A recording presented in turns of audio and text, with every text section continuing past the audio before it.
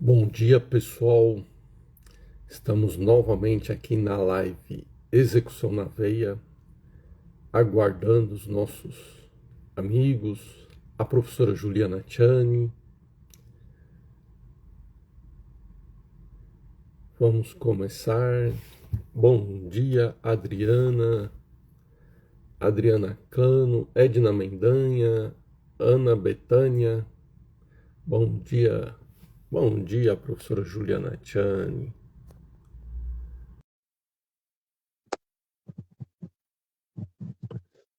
Bom dia, Enoque. Dia. Deixa eu arrumar aqui o celular. Bom dia, Sheila. Bom dia, Aline. Marita, bom dia, pessoal.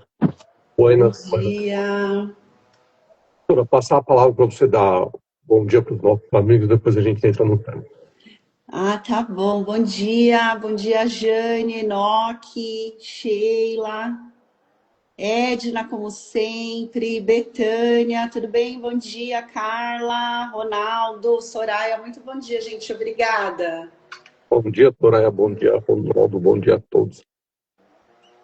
Bom, pessoal, hoje nós vamos falar sobre SUSEP e CNSEG. Eu não sei se o que eu preparei vai ao encontro do que a professora Juliana Tchani preparou essa semana. O doutor Ivar, o grande advogado da capital paulista. Bom dia, Carla Gomes.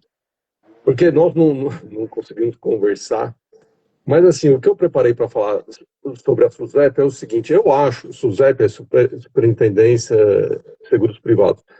Eu entendo que a SUSEP é importante para execução em três aspectos: que é a previdência complementar aberta, títulos de capitalização, seguros de vida. Por quê? Porque todos os exequentes vão alegar que previdência é impenhorável, que título de capitalização é impenhorável, que seguro de vida é impenhorável. Quanto à previdência privada, tem uma previdência complementar aberta. Antes do CPC de 2015, tinha uma discussão que a previdência complementar aberta estivesse na fase de captação de recursos, não era penhorável. Mas se tivesse na fase de captação de recursos, era penhorável. Se estivesse na fase de resgate, não era. Por quê? Porque a jurisprudência entendia que na fase de resgate é como se fosse uma aposentadoria, e a aposentadoria era impenhorável. Só que com o CPC de 2015, a aposentadoria passou a ser penhorável. Né? Então, os executados continuam alegando a mesma coisa. Tem juízes de primeiro grau, tem TRTs que afastam essa penhora, mas a jurisprudência do TST ela é pacífica no sentido de que a previdência complementar aberta, seja ela PGBL ou VGBL, é passível de penhora. A qualquer momento, seja na fase de captação de recursos, seja na fase de resgate. Por quê? Porque o CPC de 2015, a aposentadoria passou a ser penhorável, desde que mantenha uma porcentagem respeitando o princípio da dignidade humana do executado. E eu vou deixar uma decisão do TST nesse aspecto lá no nosso grupo de WhatsApp. Quem não segue ainda o grupo Execução na Veia de WhatsApp, o link está aí na minha bio. E se inscrevam também, por gentileza, no nosso canal Execução na Veia no YouTube. Tem um link do canal do YouTube lá no nosso grupo da Execução da Veia. E tem o Drive Execução na Veia, que a gente salva lá os julgados, as peças que a gente comenta aqui. E quanto ao título de capitalização, é a mesma coisa. Os juízes de primeiro grau e TRT vocês vão encontrar alguns que eles entendem que não é possível penhorar título de capitalização. Mas é possível, não tem nenhuma lei impedindo, nenhum artigo, nenhum dispositivo impedindo essa penhora. é um patrimônio financeiro do executado e comporta penhora, né? Eu vou deixar também lá no grupo o poeta Paulo Basílio, eu vou deixar lá no grupo Execução na Veia 2 julgados. Um que autoriza a penhora de título de capitalização, inclusive de título de capitalização que foi utilizado para garantir a locação de um imóvel, né? Existem julgados que entendem que o título de capitalização dado em garantia de locação, ele não pode ser penhorado, né? Mas pode. Esse julgado que eu vou deixar lá no grupo fala que pode. Tem gente que entende... o doutor Pedro Collor, quanto tempo, doutor Pedro Collor? Tem gente... tem julgados que entende que deve aguardar o final da locação. Se eu fosse advogado do exequente nesse caso, a hora que aparecesse o contrato de locação lá no processo, eu entraria em contato com o locatário e falaria, olha, eu penhorei esse título de capitalização, o seu inquilino está sem... Eu entraria em contato com o locador. O seu locatário, o seu imóvel está sem garantia. Peça para o seu locatário apresentar outra garantia ou para ele desocupar o imóvel, porque o seu imóvel vai ficar sem garantia. E, além desse julgado do TRT9, eu estou deixando um outro que fala, inclusive, porque o que acontece? Quando a gente faz um título de capitalização, a gente começa a participar de sorteios, né? E eu vou deixar um julgado do TRT9 que fala que esses sorteios também se encontram penhorados e que se o executado for sorteado durante esse período da constrição, esse valor sorteado tem que ir para o processo e não ser liberado para o exequente. E quanto ao seguro de vida, o que acontece? Os bancos, as seguradoras, elas fizeram uma modalidade de seguro de vida resgatável. O que é isso? O seguro de vida tradicional é aquele seguro de vida que a pessoa faz, que o titular adere a esse seguro de vida e nomeia um beneficiário. E esse beneficiário, ele só vai receber o seguro de vida com o falecimento do titular. Isso daí é impenhorável. Mas, se for um seguro de vida resgatável, é o quê? O titular do seguro de vida, ele pode resgatar quantias independentemente de qualquer acontecimento futuro. E esse seguro de vida resgatável, ele pode ser penhorado. Eu vou deixar lá no nosso grupo uma jurisprudência do TRT1, do nosso amigo Rodrigo Sá, nesse sentido. Inclusive, o acórdão, ele transcreve a cláusula do seguro de vida resgatável, falando exatamente isso, que o beneficiário pode resgatar 10 mil reais, acho que é 10 mil reais. Vou deixar lá no nosso grupo. A doutora Elisângela Sack, que honra, a doutora Elisângela Sack na nossa live. Vou deixar lá no nosso grupo um julgado do TRT1 nesse sentido, que o acórdão, inclusive, ele transcreve a cláusula do seguro de vida falando que o titular ele pode sacar, nesse caso acho que poderia sacar 10 mil reais, alguma coisa assim. O legal dessas jurisprudências é que nesses julgados a gente encontra fundamentos para nossas petições, para os nossos pedidos. E a CNSEG, eu gostaria até de te ouvir, professor, porque assim, a CNSEG, no meu entendimento, ela não administra apólice, ela não é uma instituição financeira, não é uma seguradora, não é nada, é uma confederação, né, uma confederação nacional das seguradoras, né? Professor, o que eu preparei foi nesse aspecto, agora eu quero aprender com você. Não, foi perfeito, muito bom dia, professor, perfeito. Nova modalidade de blindagem patrimonial está aí, evidente, né? Os sócios utilizando a previdência privada como uma verdadeira vamos dizer, caderneta de poupança, como a gente falava antigamente, né? Eles usam isso realmente para blindar patrimônio, para ter matéria aí para discutir e colocam na previdência privada, no seguro de vida resgatável. Então, sim, é a nova modalidade de blindagem patrimonial. E aí, aonde está o pulo do gato ali no seguro? No seguro, eu já vou falar da Senaseg e da SUSEP ali.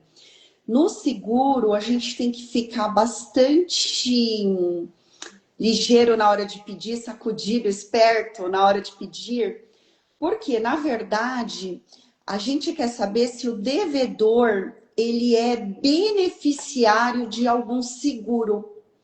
Porque se esse devedor, se não for um seguro resgatável, tá? Se esse devedor não tiver um seguro resgatável, que a gente pode alegar que aquele seguro é utilizado como uma caderneta de poupança e pedir a liberação desses valores, se não for um tipo de seguro resgatável, você não vai conseguir penhorar o seguro dessa pessoa, porque na verdade ela faz um seguro, porque se ela morrer, ela quer deixar um benefício para um terceiro. Então, esse seguro, ele é impenhorável. Então, o que a gente precisa saber? Se o nosso devedor, o pedido está aí, se o nosso devedor é beneficiário de algum seguro de vida. E se ele for, que esse seguro de vida seja bloqueado. E no caso da morte do terceiro que beneficiou o nosso devedor, que esse dinheiro não seja liberado para o devedor, e sim para o reclamante. Então, a gente vai fazer esse bloqueio. Então, nesse sentido, da penhora, se o nosso devedor ele é beneficiário de um futuro seguro de um terceiro aí que vai falecer e deixou ele como beneficiário. Agora, olha só, a SUSEP e a Senaseg. Sim, o órgão é a SUSEP, são órgãos que são fiscalizados pela SUSEP que vão que vão dar essa resposta ao juízo. Como a gente vê o convênio Sisbajude, que alcança diversos órgãos, assim também é a SUSEP. Por que eu gosto? O Sisbajude só te traz resposta dos órgãos que são conveniados com o Bacen. E a SUSEP só vai dar resposta dos órgãos que são conveniados com a SUSEP. Por que eu gosto de fazer com a Senaseg o pedido para o juízo na prática? Porque a SUSEP, ela envia um ofício muito diferente da Senaseg. A SUSEP, ela envia uma cartinha que parece um telegrama oficiando os órgãos para que responda para o juízo.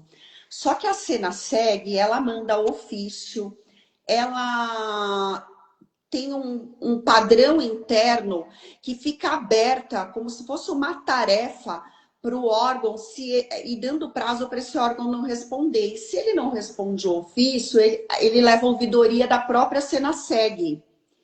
Então, por que eu gosto da Senaseg? Porque é um órgão que fiscaliza a resposta em tese, né?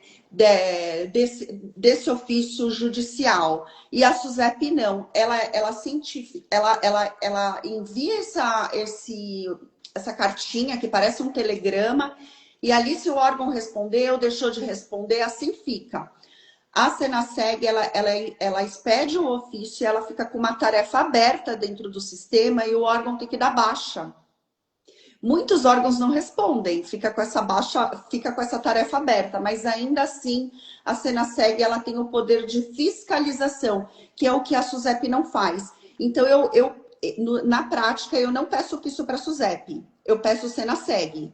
Sempre eu recebo resposta quando a Senaseg que é oficiada e distribui os ofícios para os órgãos. Com a SUSEP eu tenho mais dificuldade de cumprimento dos órgãos. E aí o interessante ali é você pegar uma turma preventa, como sempre, né, professor? Lembra que eu falo turma preventa, porque tem turma preventa que não autoriza a penhora sobre previdência privada, ou ela distribui a previdência privada em VGBL e PGBL. E ali ela vai falar para você qual que ela considera penhorável e qual que ela não considera penhorável. Então, antes de fazer esse pedido para o juízo de primeira instância, dá uma olhadinha na turma preventa, porque se a turma preventa considerar a previdência privada, seja ela de que modalidade for impenhorável, vai bloquear e desbloquear, gente. Vocês vão perder tempo no processo, infelizmente. Então, o que eu aconselho? Antes de pedir, dá uma olhadinha na turma preventa. Ou, se não, já prepara um agravo de petição, porque se tiver ali o entendimento diverso na turma, vai liberar. Tem uma turma danada no TRT02 que ela não penhora de jeito nenhum. E eu já tive umas 4, 5 liberações assim. Eu tive uma execução com garantia integral que eles liberaram. Eu fui para o TST, mas foi considerado que não tinha matéria constitucional. Tentei de tudo que é forma, mas não consegui virar no TST, infelizmente. Então, assim, a gente ainda de ter dificuldade de receber uma execução, quando consegue recuperar, que aí você entende que ali é um indício de blindagem patrimonial, que está utilizando a previdência privada como uma caderneta de poupança, bate no TRT, ele libera, dá vontade de chorar. Então, para que vocês não tenham aí as suas execuções procrastinadas, ou que já estudem o tema antes de fazer o pedido, fica aí a minha dica, porque tem turma no TRT que libera. É. A Adriana Cano tá brincando aqui, só uma turma, acho que é o TRT2. A Adriana Cano, ela perguntou aqui, CNSEG, é C de Confederação, N de Nacional e SEG, seguro, CNSEG. E aí, professor, o que eu queria dizer? Eu já verifiquei em lives de outros professores de execução, contando a história do novo manual Sisbajude. O novo manual Sisbajude, se o professor olhar na prática, ele, nossa, parece que vai movimentar um universo, que vai ser milagroso quando... A mesma coisa quando saiu o Sniper, que foi uma decepção, né? Então, assim, achou, o novo manual Sisbajude, ele é milagroso. E, inclusive, partes do manual, ele até fala em alcançar previdência privada, seguro de vida e etc. Gente, não está funcionando.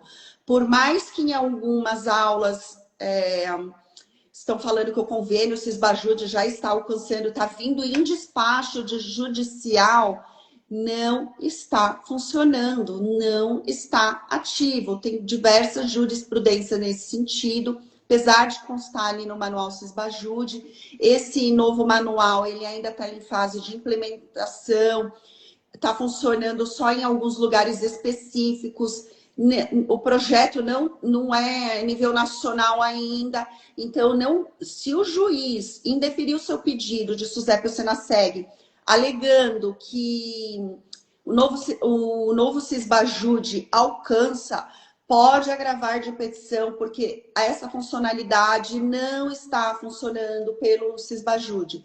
Por quê? Mais uma vez, o Sisbajude, ele alcança o que é fiscalizado pelo Banco Central.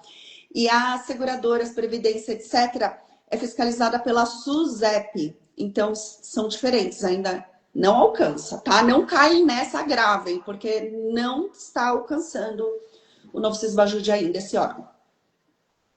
É o que eu falei em alguma live anterior, a gente tem que desenhar para o juiz. Porque os juízes, que nem a Adriana brincou agora, é uma turma do TRT2, eu acho que é o TRT2, parece que eles advogam para o executado.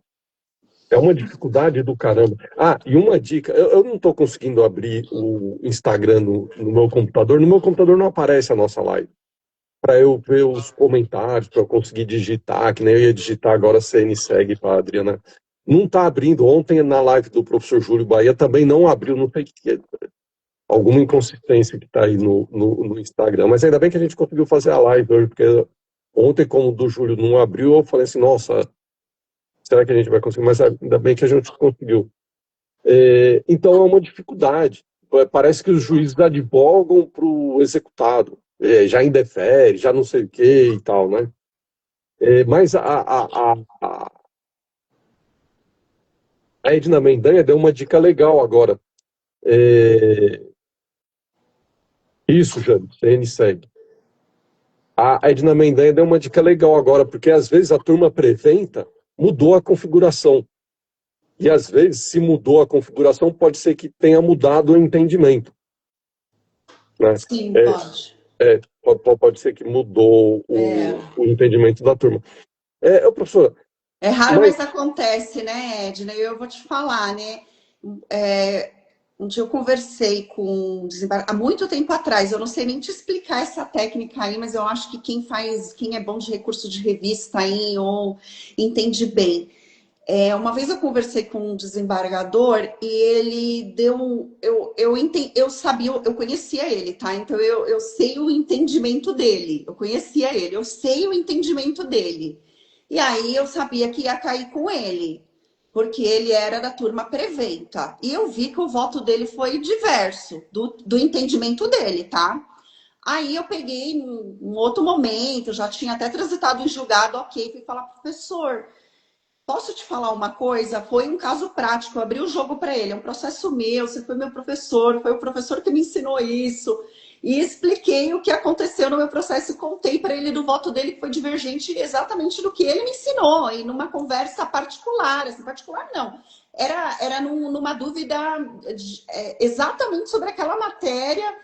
E aí, o que ele me explicou? Ele falou, Juliana, muitas vezes muitas vezes não, a maioria acompanha o voto, porque me parece se você for divergente, você assume toda a matéria da turma, porque você foi divergente. Então, a partir daquele momento, toda aquela matéria fica preventa para você. Algo assim, você sabe, a técnica administrativa lá dentro, quando você é divergente de um voto, e aí toda essa matéria vai para você? Você então, sabe explicar, professor, isso? Eu não sei explicar aqui na prática. Ele me explicando, eu entendi direitinho. Aí eu falei, gente, mas como pode? Aí vai ser difícil alguém julgar diferente. então, eu não sei, eu não sei toda a matéria. O que eu sei é assim, se alguém divergiu, se o segundo ou o terceiro divergiu do relator e a divergência foi acompanhada, quem divergiu que tem que redigir o voto. A gente vê muito isso nos julgamentos do STF, quando a pessoa diz, né? Mas é o seguinte, essa daí é a função dele.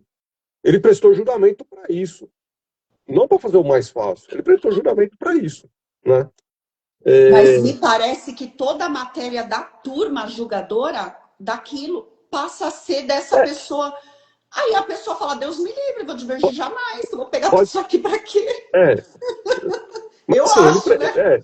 Mas ele prestou um juramento para Sim, prestar justiça, não para fazer o mais fácil. eu sei, mas é que na prática, professor. Sim, na prática é o Então mais eu fico fácil. pensando, então, Edna, é isso, a gente é uma luta. É, é.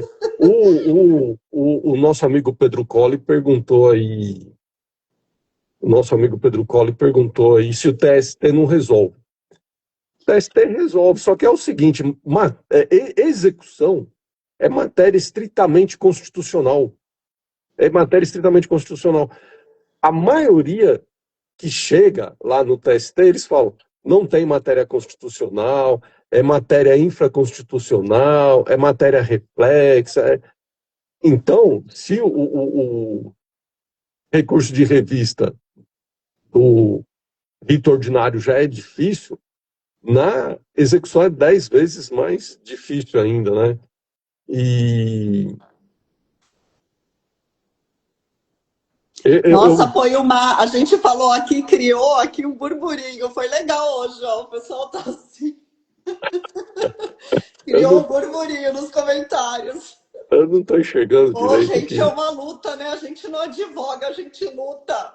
Não, é uma luta, é uma luta. E outra, os advogados do exequente, eles estão mal acostumados. Por quê? Porque até a Lei 13467, até dia 11 de novembro de 2017, o advogado do exequente não precisava fazer nada, que era o juiz que tocava a execução e não sei o que e tal. Gente, Só que agora, dá print nos comentários que eu quero dar umas risadas depois. Tá bem legal aqui. Isso, Dri, é o, Por favor, printem e publiquem. Marca a gente. é o que eu acabei de falar, Adriana. É só matéria constitucional. E o TST vai falar que é matéria reflexa, que é infraconstitucional, que não sei o quê. Mas eu vou deixar lá no grupo um recurso de revista e o exequente conseguiu reverter no TST. Eu não lembro, acho que foi o Rodrigo Badiani que publicou um recurso de revista que vocês conseguiram reformar no TST também, né? Então, é difícil, a gente não pode É tentar. milagre. A gente não pode existir. Da fase de execução é muito difícil, é só matéria de ordem pública mesmo, tá? Então, Muito difícil. De eu 25 anos de advocacia, professor, eu sempre fiz execução. Lógico que eu fiz muito recurso de revista, mas assim, decepcionante. Se eu fosse contar, eu falo, em 25 anos foi realmente milagre os que eu consegui, pouquíssimos. E não é porque o recurso não foi técnico. Não, é muito difícil na fase de execução, é só matéria de ordem pública. Uma vez eu fiz um curso de revista com o ministro Breno, e aí todo mundo conversando com o ministro Breno, aí o ministro Breno, Juliana, você não vai falar nada? Aí eu falei, professor, eu estou na fase de execução. Ele, você não tem o que falar. Então, por isso que eu falo que a gente tem que colocar matéria constitucional desde a primeira manifestação. Na nossa primeira live, a gente falou que a execução nasce lá no atendimento ao cliente. Isso. Lá no atendimento ao cliente. Então, a gente tem que sempre estar colocando matéria constitucional e explicar por que é matéria constitucional. Senão, eles vão sair por essa, que é matéria reflexa, que é infraconstitucional. Que não sei. A gente tem que colocar que é matéria constitucional e por que é matéria constitucional. Porque o pessoal costuma falar que advogado trabalhista não tem sossego, né? Na execução, então, é uma coisa de louco. Professora. Mas essa luta é uma delícia, bora. Isso me dá ânimo. Sim, não. Professora, posso tomar uns minutinhos aí, mas foi sensacional a live. Eu achei que não ia ser tão produtivo foi assim. Legal. É aquele negócio, aqui é um local para a gente aprender e ensinar. A gente está sempre aprendendo, sempre ensinando. Eu agradeço a todos pela participação, agradeço a todos que se inscreveu no canal do YouTube, no grupo de WhatsApp Execução na Veia, que divulgaram a live, que sempre estão presentes. Muito obrigado a todos. E passo a palavra para você, professora. Obrigado, Soraya. Eu quero agradecer, hoje foi bem dinâmico, adorei o burburinho, gente, hoje foi muito legal. Tá bem legal o pessoal participativo, então eu desejo uma semana abençoada, um diário oficial lotado de alvará, de notícias positivas para todos vocês, execuções muito bem sucedidas, até quinta-feira, 8h07, execução na veia. E aí, adorei a foto com o professor Fabiano, fiquei com vontade de estar lá naquela fotinho linda. E aí tem o pessoal aqui da execução efetiva, do trabalho notável. Eu queria falar que ontem eu recebi uma notícia ótima aqui. A Elza, que é a esposa do professor Fabiano, me chamou, me deu algumas aulas aqui. Então, o pessoal do notável aí, logo mais eu tô dando umas aulas aí com o professor Júlio e com o professor Fabiano. Fiquem ligadinhos e agradeço demais o professor Fabiano e a Elza pela confiança, viu? Muito obrigada. E um beijo para todos vocês. Ótimo dia. Você merece, professora. Vamos assistir essas aulas. Bora. Obrigado, pessoal. Tchau, tchau. Boa semana a todos. Obrigado.